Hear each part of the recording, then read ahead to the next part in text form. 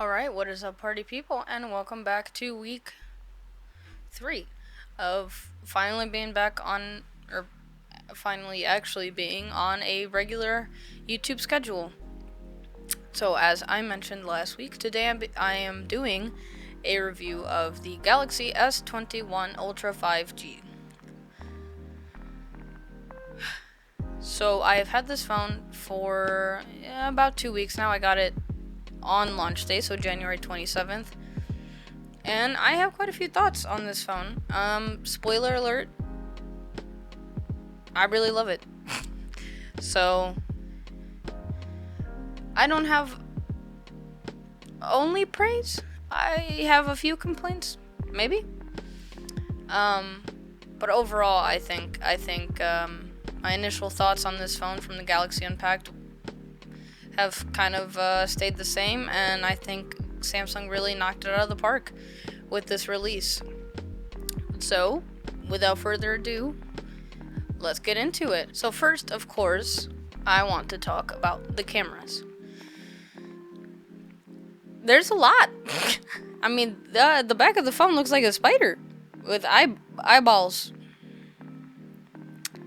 But those eyeballs work, and they work well. Probably on the screen right here, I will be inserting photos in 3, 2, 1. Honestly, there's not a whole lot to say about these cameras. I mean, look at the photos. Look at the possibly videos. They're great photos, great videos. I mean, it's Samsung and it's 2021. There's not really a phone that doesn't take great pictures and photos, and there's not really a Samsung that doesn't take great videos and photos. Now, I think the two things that actually completely stood out to me on this phone, and the two things that really are the only thing that kind of separates it from the rest of the pack, from the rest of Samsung's and the rest of the smartphone market, is one, the telephoto, and just in general the zooming capabilities on this phone. That moon photo is spectacular. I mean, there's no other words for that. This photo, which I'm showing here, this photo I took in a moving car on the highway while sticking the phone out the window. Yes, risky business, I know. It's risky. But the phone survived, and nonetheless, even with the wind, this to the phone, it took this kind of photo. So I can't even, I didn't get a chance to put this thing on a tripod and try to take like a legit photo of the moon, but given this, I can't, I imagine it's an amazing photo. For a phone, obviously you can take a way better photo on a camera, but this is a phone that we're talking about, and it's doing 100 times on the zoom and giving you this kind of clarity. The second thing that I want to discuss, and I think probably the one that will be more useful for most people, and the one that I haven't used too much, a pretty good amount, but mostly just to test the camera out, but I think will really come in handy, is that macro camera. Now, a few months back, I tried the OnePlus 7 Pro for a while, just to kind of, try it out, see kind of what it was like, since I had heard so many good things, see if maybe it was a phone that I wanted to switch to. And one thing that I really liked on the phone that kind of confused me as to why they don't have it on other phones was the macro camera. Honestly, it was kind of trashy. I mean, I believe it's like a 2 megapixel camera, so it wasn't all that great. However, having a lens of that kind, which is something unseen on other phones really until the S21, was amazing. Being able to get that up close and I've always been interested in macro photography, but I never really could do it. And having a phone that could actually do it was really, really cool. So I'm really glad that Samsung has introduced that into this phone, especially in the smart way that they've done it, and using the ultra wide camera, so you're not using some crappy 2 megapixel camera to try to take these macro shots. And I was taking some pretty legit photos, as you did see or are seeing right now. We'll decide in post. So I mean, that's really. I mean, I'm not gonna bore you. If you want to see a comparison, the Samsung versus my iPhone, let me know in the comments, and I can do that for next week, and we can take a look at just how these two line up. But all I'll say is the camera's great. You can take 4K 60 on all the lenses. HDR is great. Pro video's great. Pro photo's great. I mean, it's great. It's a great camera. I mean, I went into this knowing it would be great, so I don't have any thoughts other than it's great. And if you like the photos, you like them, and if you don't, you don't. Also, as another testament to this phone's camera, I'm actually shooting this video, and last week's video was also shot on this phone. And the video before last week, 2 weeks ago, was taken on my iPhone. So if you really want a, super long comparison, you can compare to the video from both phones. Now, the next thing I want to talk about is battery. And this one's a little bit weird and kind of hard to talk about. I haven't really had a normal experience with this phone these past 2 weeks in terms of battery consumption, because I have been struggling to get my messages from my iPhone over to my Samsung.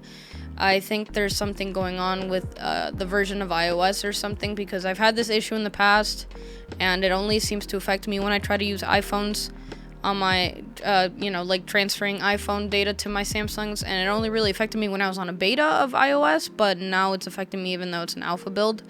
So I don't know what's going on with that, and that might be something that would interest you as well, as if you're considering switching. But because of that, I've kind of been doing the transfer every single day of my messages, trying to get it to work, and that transfer kind of zaps the battery just like that, especially because I usually keep the screen on to make it go a little faster. So I don't have great, data for, how this battery performs, but I did get 2 solid days where I didn't do the transfer, didn't do anything like that.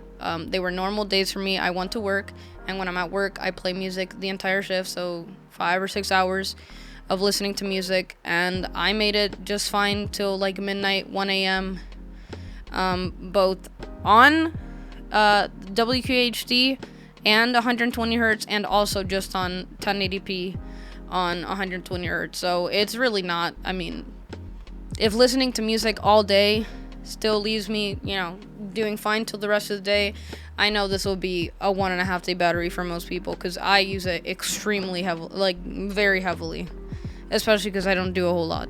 So battery's great. I mean, I have no complaints. Even with the transfer, this phone was, I think, on 15% right now, and that's after doing a crap ton of stuff.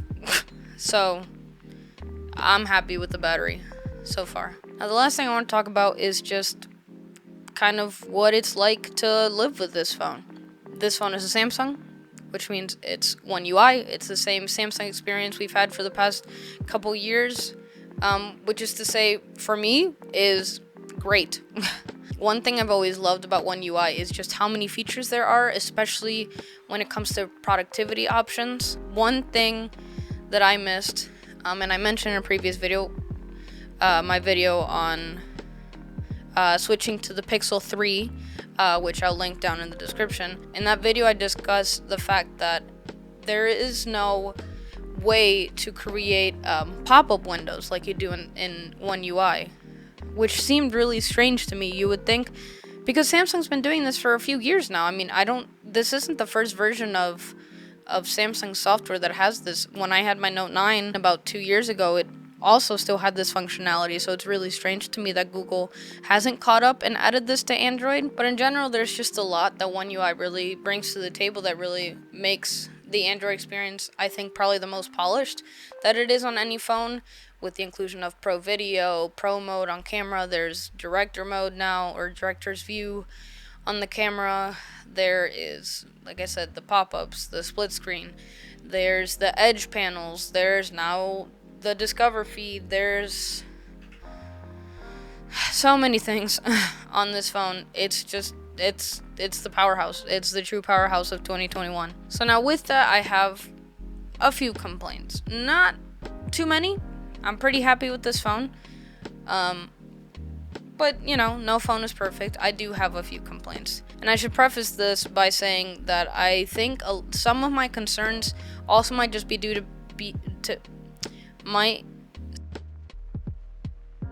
some of my concerns might just be due to me having a defective device. I've been having a lot of really weird, like, kinks and problems with this phone.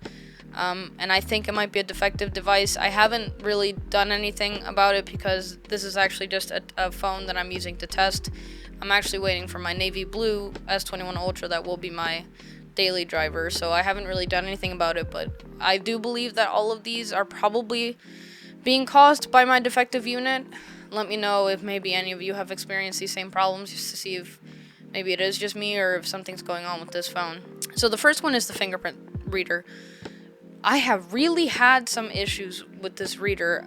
Everyone that I've seen on YouTube is talking about how much better it is. It's bigger and it reads faster. And Ice Universe put a tweet about just how fast it was with a video showing how fast it was. I am not having that experience at all. I have to put in my fingerprint like 4 or 5 times before it gets it, if it does get it.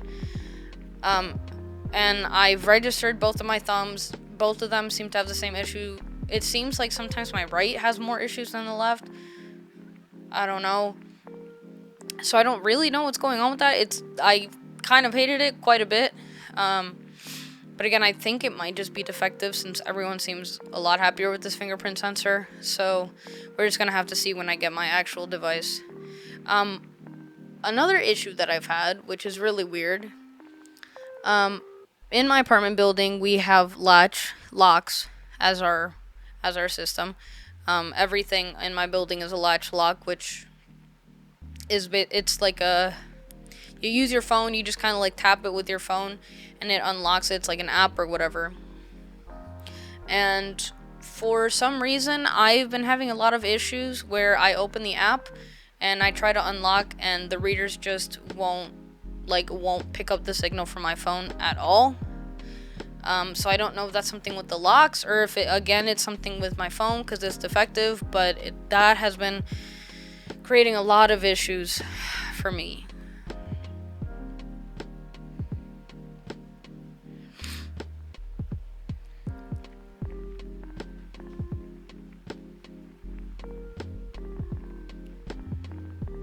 But I guess that's pretty much all my complaints, really. Yeah, I don't know. I'm really happy with this phone. I think it was a great purchase. And, yeah, I don't regret it. Especially getting free Galaxy Buds Pro and a free smart tag, which I've yet to use, but I'm glad I have for the future. It's a good phone. Coming from my iPhone, I was itching to be on Android, so clearly I like this better than my iPhone. But if you're considering switching to this phone, unless you are on the newest Samsungs, I say do it. I mean, if you have the money and you have the desire, I don't think you're gonna regret buying this phone or choosing this phone or anything like that. So, take that leap. Why not? It's 2021. Do what makes you happy. So, if you like this video, like, subscribe, comment, hit the bell, hit me on my Venmo if you want, because your girl's struggling all the time, as I'm sure we all are during this pandemic. And yeah, thank you again for watching, and we will be back next week with a new video. Maybe a camera comparison if that's what you guys want. We'll see. Alright. Thanks, guys.